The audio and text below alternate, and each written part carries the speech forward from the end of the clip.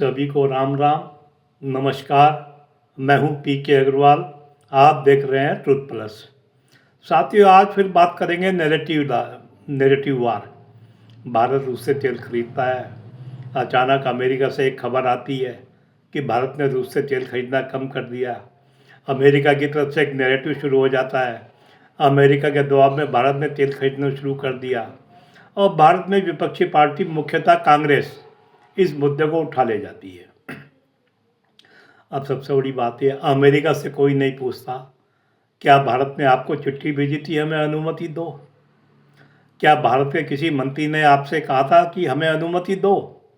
ऐसा कोई नहीं पूछता। सवाल केवल मोदी से पूछे जाते हैं। ये सवाल पूछने की बीमारी केवल भारत में ज़्यादा लगती है मुझे। अमेरिका में कोई नहीं पूछता भाई तुमने छूट क्यों दी, बिना मांगे छूट क्यों दी, यदि मांगी है तो किसने मांगी है तुमसे। क्योंकि अगर ऐसा सवाल पूछेंगे तो वो उनके एजेंडों को सेट नहीं करता।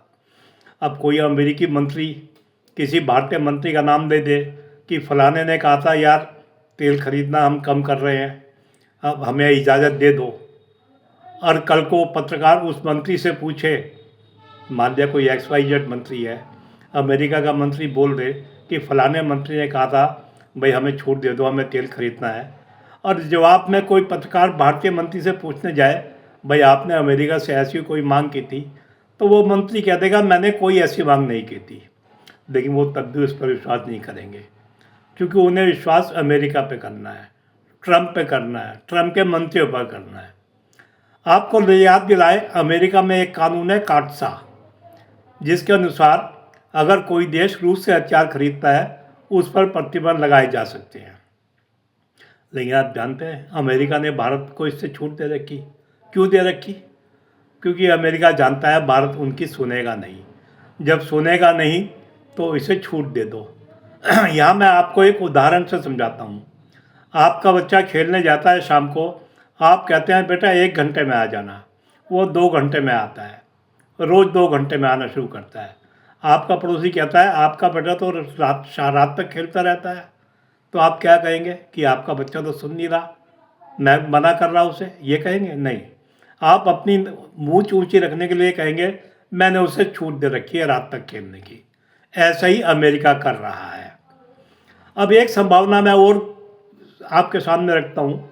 मुझे कोई अंदर की खबर नहीं है, मैं केवल एक कल्पना आपके सामने रख रहा हूँ। हो सकता है अमेरिका के ही किसी मंत्री ने, यानी ट्रंप के ही किसी मंत्री ने भारत सरकार से कहा हो, भारत के किसी मंत्री से कहा हो यार रूस से तेल खरीदना थोड़ा कम कर दो, हमें ट्रंप की ईगो सहलाने में आसानी हो जाएगी। अब भारत ने कहा ठीक है, दुनियादारी है, कभी अपनी माननी पड़ती है, कभी इनकी माननी पड़ती है, कभी अपनी चलाते हैं। आज ये कह रहे हैं हम इनकी मान लेते हैं, भविष्य में कभी हम इन्हें कहेंगे ये भी हमारी मानेंगे। भारत ने उनके कहने से मान लिया, तेल कम कर दिया। अब नैरेटिव फिर चलेगा। अब ट्रंप का मंत्री जिसने भारत से गुजारिश की होगी कि आप रूस से तेल खरीदना कम कर दें, वो ट्रंप से कहेगा देखो जी हमने भारत से रूस का तेल खरीदना कम करवा दिया। अब ट्रंप साहब ना तो राजनेता है, पॉलिटिशियन है, ना डिप्लोमेट है, ना उन्हें कोई अंतर्राष्ट्रीय शिष्टाचार है। वो ये तो नहीं जानेंगे पीछे की कहानी क्या है।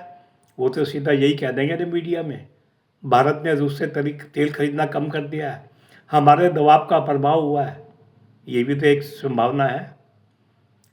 तो ऐसे क्यों नहीं सोचते आप? अब एक दृश्य मैं और आपके सामने रखता हूँ। अगर आप व्यापारिक आदमी हैं, दुनिया में लेन देन करते हैं और अपने विकल्प समाप्त नहीं करते, तो क्या आप सारी चीज़ें एक ही दुकानदार से खरीदते हैं? क्या ऐसा संभव है? ऐसा तो कभी ज़िंदगी में संभव नहीं होता ना। भाई आपके विकल्प होते हैं, आपके 10 दुकानदार जानने वाले होते हैं। कभी आप किसी से कुछ खरीदते हैं, कभी आप किसी से कुछ खरीदते हैं। हो सकता है आपने 6 महीने एक से खरीदा, अगले 6 महीने आप दूसरे पे चले गए। समाज में ये होता है ना। अब भारत अगर रूस से तेल खरीद रहा है और अपने विकल्प भी तलाश कर रहा है, दुनिया भर में भारत तेल के लिए विकल्प तलाश करेगा और जब तेल की डील हो जाएगी उनसे तेल खरीदेगा, तो भारत की अपनी आवश्यकता की पूर्ति होगी, तेल तो उतना ही लेगा ना भारत। यदि भारत किसी अतिरिक्त स्रोत से तेल खरीदेगा, निश्चित रूप से फिर जिनसे खरीद रहा है उनसे कमी लाएगा ना। जैसे यहाँ रूस है। अगर भारत को नए नए क्षेत्र मिलेंगे जहाँ वो नए नए देश मिलेंगे जो भारत को तेल की आपूर्ति करेंगे, तो रूस से तेल कम करेगा, इसमें क्या गलत चीज़ है भाई? तेल तो भारत को उतना ही चाहिए ना जितनी उसकी खपत है। अब एक दृश्य और आपको याद दिलाता हूँ। क्या सिर्फ अमेरिका को नीचा दिखाने के लिए या केवल ट्रंप को नीचा दिखाने के लिए भारत रूस पर अपनी तेल की निर्भरता बढ़ाता चला जाए? यानी भारत यदि आज 1 मिलियन बैरल खरीद रहा है तो कल को 1.5 मिलियन, 2 मिलियन, 2.5 मिलियन या 3 मिलियन खरीद ले। भारत की खपत लगभग 5 मिलियन बैरल के लगभग है। 5 में मैं सुना है 4 मिलियन से ज़्यादा वो खरीदता है, 4 साढ़े 4 के लगभग। तो क्या भारत अपनी निर्भरता रूस पर बढ़ाता चला जाए? क्या यह भारत के हितों के अनुकूल होगा? हो सकता है यदि भारत ऐसा कर ले, अपनी निर्भरता लगभग 100% या अधिकांश रूस पर निर्भर हो जाए, तो कल को रूस पर संकट आने पर भारत के पास विकल्प क्या होगा? ये आप लोग ज़्यादा जानते होंगे जो मात्र एक आध दुकानदारों पर आश्रित होते हैं। जिस दिन उसकी दुकान बंद होती है उस दिन आपको कहीं और तो जाना होगा ना। और जब संकट आ जाता है तो हर आदमी, हर देश पहले तो अपने नियमित दोस्तों की आपूर्ति करेगा ना। जैसे रूस से हम तेल ले रहे हैं, यदि भारत पे कोई ऊर्जा संकट आया तो रूस से हम उम्मीद कर सकते हैं कि वो भारत को आपूर्ति बढ़ाएगा। ऐसा तो व्यवहारिक रूप से सही है ना।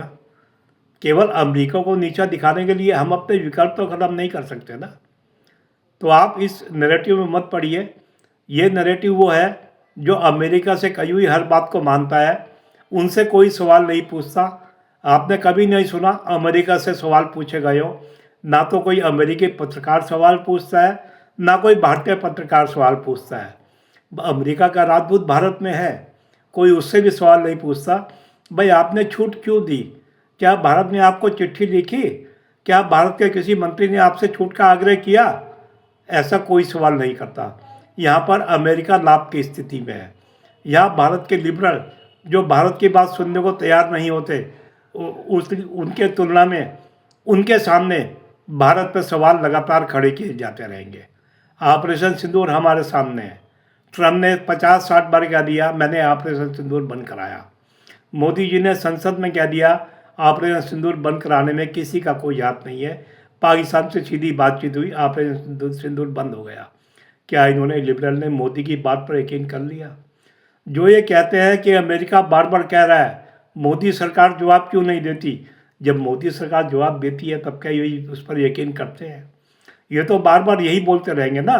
ट्रम्प ने 50 बार कह दिया, 60 बार कह दिया, 70 बार कह दिया, उसके मंत्री ने कह दिया, ये तो बार बार यही कहते रहेंगे ना। इन्हें तो भारत के मंत्रियों पर विश्वास करना ही नहीं है ना, भारत की सरकार पर विश्वास करना ही नहीं है। जब आपने भारत की सरकार पर विश्वास नहीं करना है, जब भारत के मंत्रियों पर विश्वास नहीं करना है, केवल अमेरिका पर विश्वास करना है, तो फिर तो आप एजेंडा चलाते रहिए। तो आप इस एजेंडे को से जागृत रहिए, समझ जाइए। जब विपक्ष के पास कोई मुद्दा ना हो तो उसके मुद्दे, उसके एजेंडे अमेरिका से आते हैं।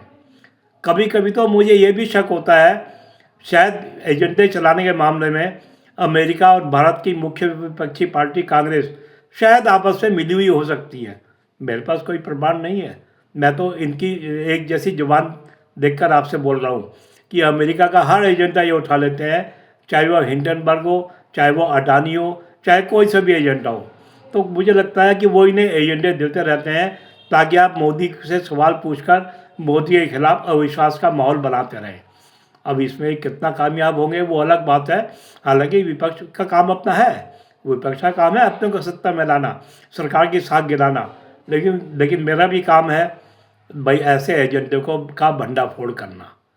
तो आप इस एजेंडे को समझें, इस एजेंडे से बचें। विपक्ष के पास मुद्दे नहीं है, इसलिए वो एजेंडों पर निर्भर है। एजेंडे भी उसे भारत से नहीं मिल रहे, एजेंडे भी उसके अमेरिका से आ रहे हैं, और वो अमेरिका से आए हुए हर एजेंडे, हर बात पर पूरा यकीन करता है। भारत की किसी बात पर, भारत सरकार की, मोदी सरकार की किसी मंत्री पर वो विश्वास नहीं करता है।